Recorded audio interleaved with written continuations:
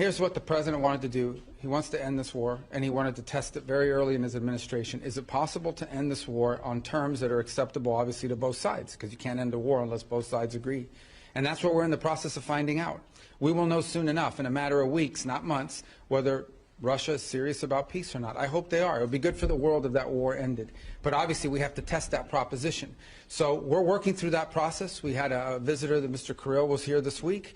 Had a chance to sit down with him. He met with others. He'll take some messages back, and the message is the United States needs to know whether you're serious or not about peace. Ultimately, Putin will have to make that decision. The Russian Federation will have to make that decision. I think the Ukrainians have shown a willingness to enter, for example, into a complete ceasefire to create space for negotiation.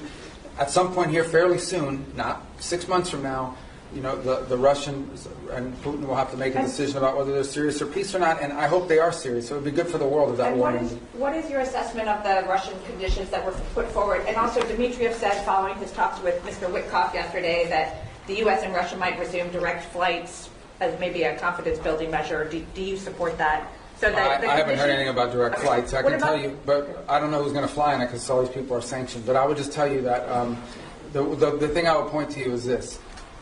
We're going to wait and see. The Russians know our position in terms of wanting to end the war, and we will know from their answers very soon whether they are serious about proceeding with real peace or whether this is a delay tactic. If it's a delay tactic, the president's not interested in that.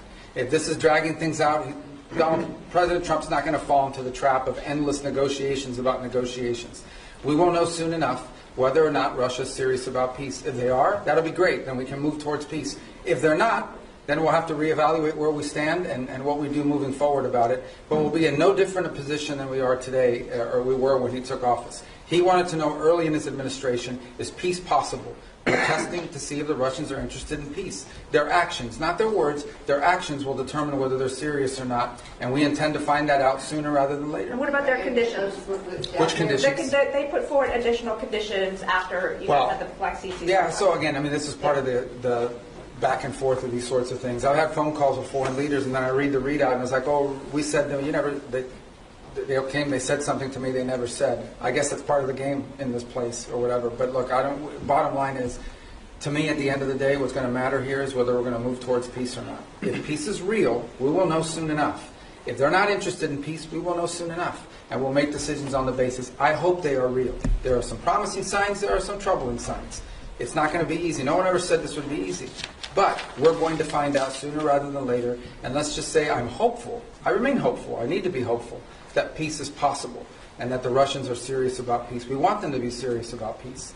And hopefully they are. But we'll know sooner rather than later. Daphne Reuters.